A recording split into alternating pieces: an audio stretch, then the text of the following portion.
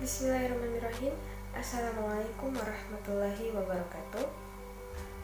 Pertama-tama puji syukur kita panjatkan kehadirat Allah Subhanahu wa Ta'ala atas berkat rahmat dan kuasa-Nya lah kami dari kelompok 1 dapat melaksanakan tugas dari mata kuliah belajar dan pembelajaran matematika dengan dosen pengampu yang saya sebut nama beliau Ibu Siti Zakiah SPD MPD.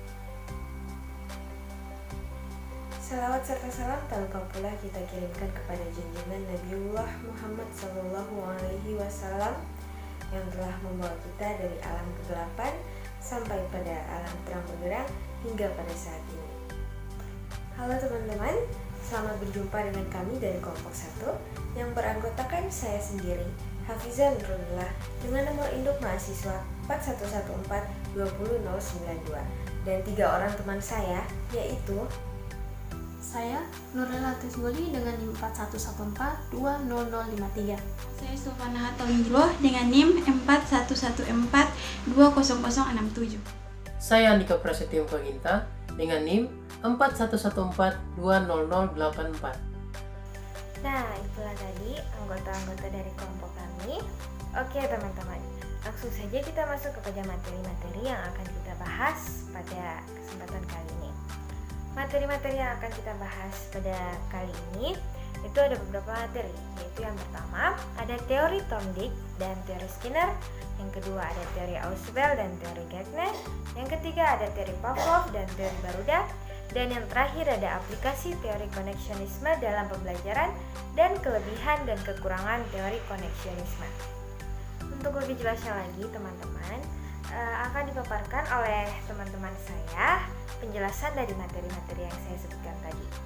Nah, untuk materi yang pertama akan dijelaskan oleh teman saya, yaitu Andika Prasetyo. Kepada Andika Prasetyo, saya persilahkan. Terima kasih atas kesempatannya. Baiklah, saya akan membahas teori belajar Thorndike dan teori belajar Skinner. Nah, yang pertama yang akan kita bahas adalah teori belajar Thorndike. Namun, sebelum membahas tentang teori belajar dari Thorndike, maka sangat penting untuk kita mengenal siapa tokoh yang memunculkan teori tersebut. Edward Lee Thorndike, 31 Agustus 1874 sampai Agustus 1949. Ia adalah seorang psikologi Amerika yang menghabiskan seluruh karirnya di Teachers College, Columbia University. Karyanya di bidang psikologi perbandingan dan proses pembelajaran membuahkan teori koneksionisme dan membantu meletakkan dasar ilmiah psikologi pendidikan modern. Salah satu teori yang dikemukakannya adalah teori koneksionisme. Teori koneksionisme adalah teori yang ditemukan dan dikembangkan oleh Edward Lee Thorndike berdasarkan eksperimen yang ia lakukan pada tahun 1890-an. Eksperimen ini menggunakan hewan-hewan terutama kucing untuk dapat mengetahui fenomena belajar. Thorndike belajar pada hewan, biasanya kucing. Berdasarkan eksperimen mengenai perilaku belajar tersebut, maka Thorndike dapat berkesimpulan bahwa belajar adalah hubungan antara stimulus dan respon. Itulah sebabnya teori koneksionisme juga disebut as Art Psychology of Learning.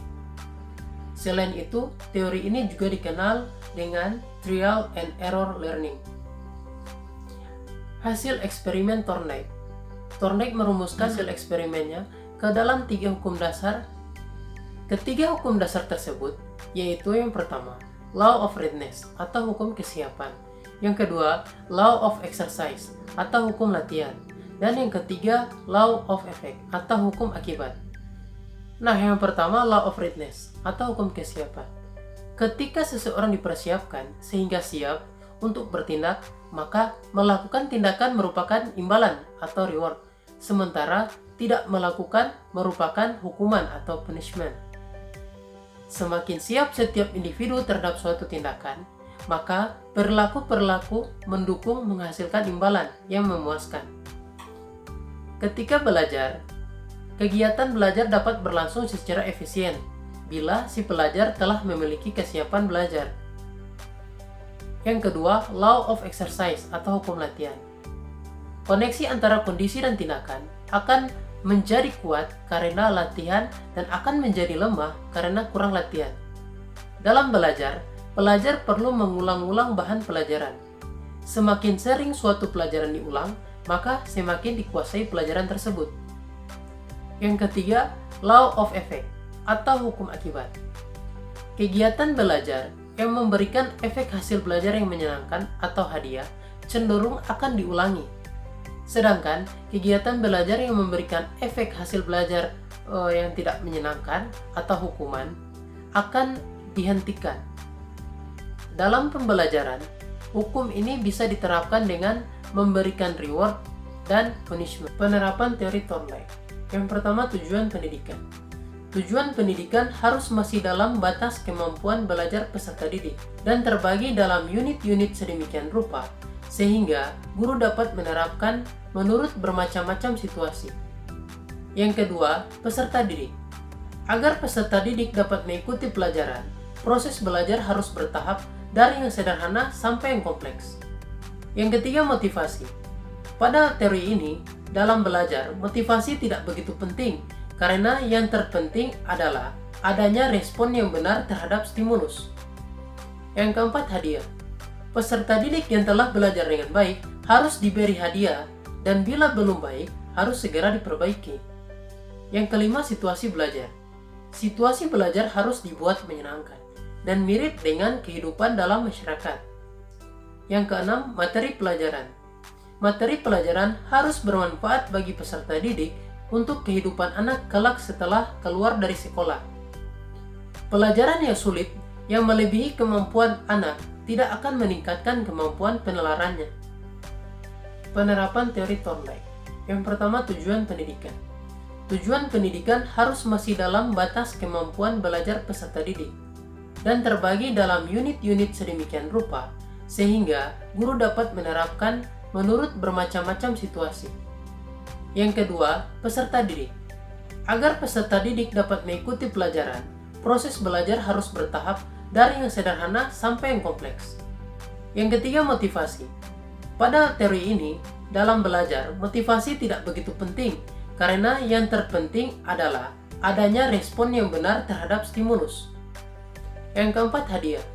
Peserta didik yang telah belajar dengan baik harus diberi hadiah dan bila belum baik harus segera diperbaiki.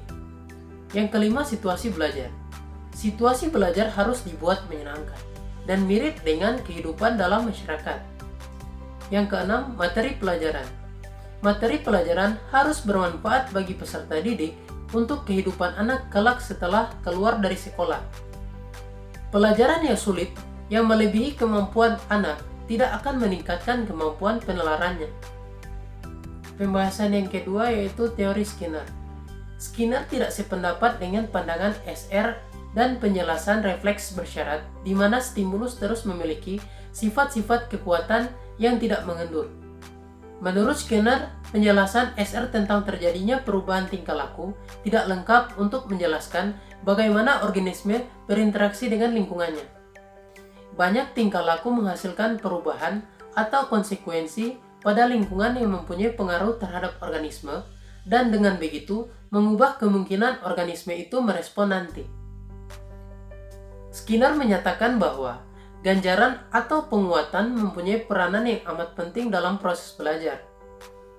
Terdapat perbedaan antara ganjaran dan penguatan, yang dimana ganjaran merupakan respon yang sifatnya menggembirakan dan merupakan tingkah laku yang sifatnya subjektif.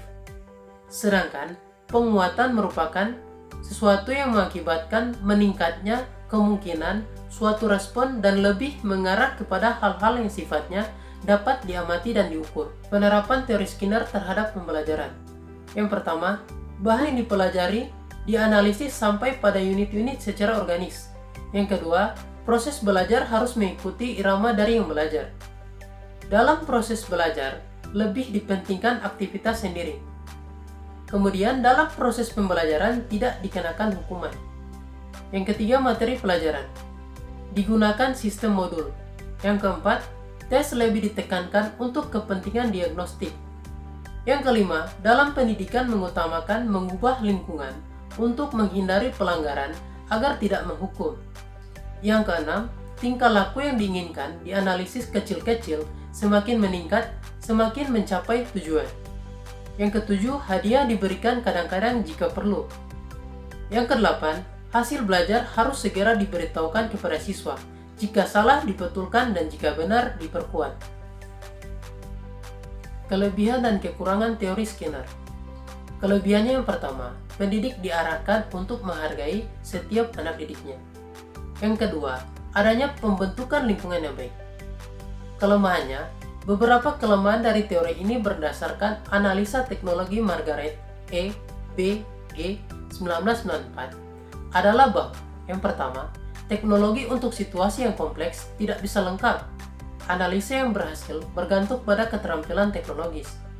Yang kedua, keseringan respon sukar diterapkan pada tingkah laku kompleks sebagai ukuran peluang kejadian. Di samping itu pula, tanpa adanya hukuman akan dimungkinkan dapat membuat anak didik menjadi kurang mengerti tentang kedisiplinan. Hal tersebut akan menyulitkan lancarnya kegiatan belajar mengajar. Dengan melaksanakan mystery learning, tugas guru akan menjadi semakin berat. Itulah materi yang dapat saya paparkan. Selanjutnya saya serahkan ke pemateri berikutnya. Kepada Hafiza, saya persilakan. Oke, baik. Terima kasih Andika. Tadi sudah dibahas dua teori oleh teman saya. Sekarang saya akan membahas dua teori juga, yaitu tentang teori Ausubel dan teori Gardner. Oke, teman-teman dapat teman-teman lihat di sini ada definisi teori Ausubel. Teori Ausubel ini dikemukakan oleh David P. Ausubel pada tahun 1963. Ausubel terkenal dengan teori belajar memaknanya. Menurut Ausubel, Budoyo tahun 1999 nomor 62. Bahan pelajaran yang dipelajari haruslah bermakna. Artinya, bahan pelajaran itu harus cocok dengan kemampuan siswa dan harus relevan dengan struktur kognitif yang dimiliki siswa. Ada 4 prinsip dalam menerapkan teori belajar bermakna Ausubel. Yang pertama, pengertian awal. Yang kedua, diferensiasi progresif.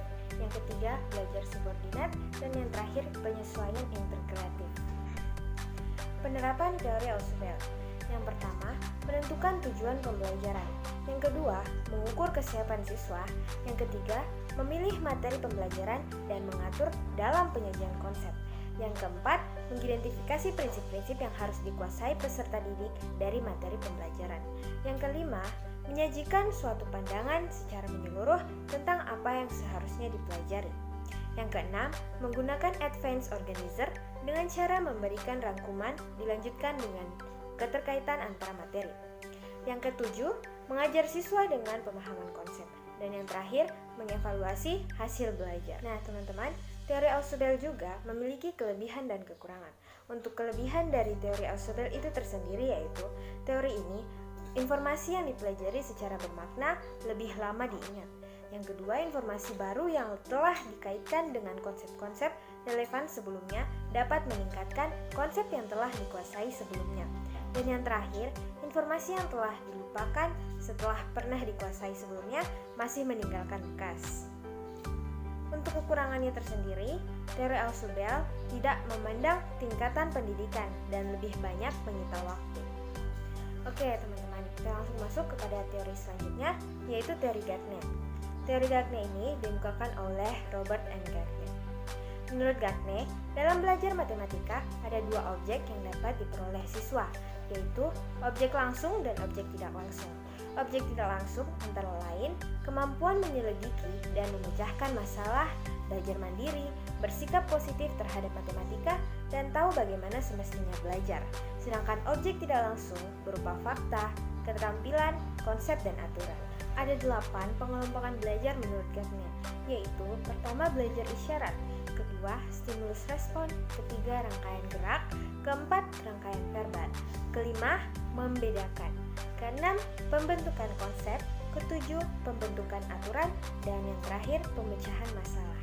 Nah teman-teman, Gardner juga mengemukakan 5 kemampuan-kemampuan menurut dia. Yang pertama, kemampuan itu disebut sebagai kemampuan-kemampuan intelektual. Kemampuan kedua meliputi penggunaan strategi-strategi kognitif. Sedangkan ketiga, berhubungan dengan sikap atau memungkinkan kesimpulan sikap-sikap yang dapat ditunjukkan oleh perilaku yang mencerminkan pilihan tindakan terhadap kegiatan-kegiatan sains. Yang keempat, dari hasil belajar Gagne ialah informasi verbal. Dan yang terakhir adalah keterampilan motorik. Nah, teman-teman, seperti pada teori sebelumnya, teori Gagne ini juga memiliki kelebihan dan ada beberapa tindakan belajar menurut Gagne. Yang pertama, tindakan belajar menurut Gagne itu ada 8 fase. Yang pertama yaitu fase motivasi, yang kedua fase pengenalan, yang ketiga fase perolehan, yang keempat fase retensi informasi, yang kelima fase pemanggilan, yang keenam fase generalisasi, yang ketujuh fase penampilan, dan yang terakhir fase umpan. Nah, kelebihan dari teori Gagne ini sendiri ada 4 kelebihan dari teori ini. Yang pertama, teori ini mendorong guru untuk merencanakan pembelajaran. Yang kedua, teori ini memperoleh kemampuan yang membutuhkan praktek dan kebiasaan. Yang ketiga, teori ini cocok untuk melatih anak-anak yang masih membutuhkan dominasi peran pada orang dewasa. Dan yang terakhir, teori ini juga dapat dikendalikan. Terima kasih Hafijah. Teman-teman, sebelumnya teman saya telah membahas materi tentang teori Gagne dan teori Ausubel. Nah, saya akan melanjutkan materi tentang teori Pavlov dan teori Baruda, yaitu yang pertama definisi teori Pavlov. Menurut teori conditioning belajar, adalah suatu proses perubahan yang terjadi karena adanya syarat-syarat atau condition yang kemudian menimbulkan reaksi atau respon. Yang terpenting dalam belajar menurut teori conditioning ialah adanya latihan-latihan yang kontinu. Yang diutamakan dalam teori ini ialah belajar yang terjadi secara otomatis. Adapun peristiwa eksperimental teori Pavlov.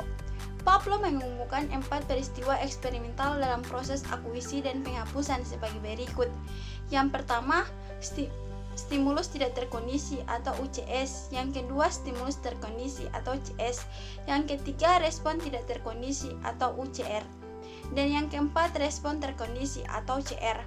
Dari eksperimen yang dilakukan Pavlov terhadap seekor anjing menghasilkan hukum-hukum belajar diantaranya. Yang pertama, law of responding conditioning, dan yang kedua, law of responding actioning. Adapun prinsip-prinsip teori belajar pengkondisian klasik Pavlov. Yang pertama, belajar adalah pembentukan kebiasaan dengan cara menghubungkan atau mempertautkan antara perangsang stimulus yang lebih kuat dengan perangsang yang lebih lemah. Yang kedua, proses belajar terjadi jika adanya interaksi antara organisme dengan lingkungan.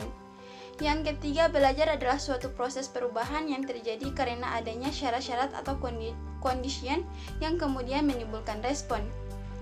Yang keempat, belajar erat hubungannya dengan prinsip penguatan kembali atau dengan perkataan lain dan ulangan dalam hal belajar adalah penting. Yang kelima, setiap perangsang akan menimbulkan aktivitas otak US dan CS akan menimbulkan aktivitas otak. Aktivitas yang ditimbulkan US lebih dominan daripada yang ditimbulkan CS.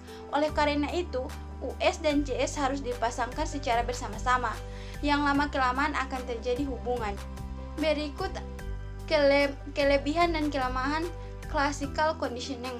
Kelebihannya yang pertama, cocok diterapkan untuk pembelajaran yang menghendaki penguasaan keterampilan dengan latihan. Yang kedua, memudahkan pendidik dalam mengambil pembelajaran. Dan kelemahannya yang pertama, tidak menganggap bahwa belajar hanyalah terjadi secara otomatis. Yang kedua, teori ini juga terlalu menonjolkan peran latihan atau kebiasaan. Yang ketiga, teori conditioning memang tetap tepat kalau kita hubungkan dengan kehidupan binatang. Adapun definisi teori Badura, teori pembelajaran sosial. Teori belajar sosial menekankan pada lingkungan-lingkungan yang dihadapkan pada seorang secara kebetulan. Inti dari pembelajaran sosial adalah pemodeling. Dan pemodelan ini merupakan salah satu langkah paling penting dalam pembelajaran terpadu atau dua jenis pembelajaran melalui pengamatan. Yang pertama, pembelajaran melalui pengamatan dapat terjadi melalui kondisi yang dialami oleh orang lain. Yang kedua, pembelajaran melalui pengamatan dapat meniru perilaku model meskipun model itu tidak mendapatkan penguatan positif atau penguatan negatif. Baik, terima kasih Silvana. Materi sebelumnya tadi telah dijelaskan oleh teman saya. Selanjutnya di sini saya akan menjelaskan tentang materi teori aplikasi koneksionisme dalam pembelajaran serta kelebihan dan kekurangannya. Thorndike berpendapat bahwa cara mengajar yang baik bukan mengharapkan siswa tahu apa yang telah diajarkan. Guru harus mengerti materi apa yang hendak diajarkan, respon apa yang diharapkan, dan kapan harus memberi hadiah atau membetulkan respon yang salah. Maka tujuan pembelajaran harus dirumuskan dengan jelas. Thorndike berpendapat bahwa cara mengajar yang baik bukan mengharapkan siswa tahu apa yang telah diajarkan. Guru harus mengerti materi apa yang hendak diajarkan, respon apa yang diharapkan, dan kapan harus memberi hadiah atau membetulkan respon yang salah. Maka tujuan pembelajaran harus dirumuskan dengan jelas. Ya, baik teman-teman, itulah tadi materi yang telah kelompok kami paparkan. Saya Andika. Saya Hafizah. Saya Silvana.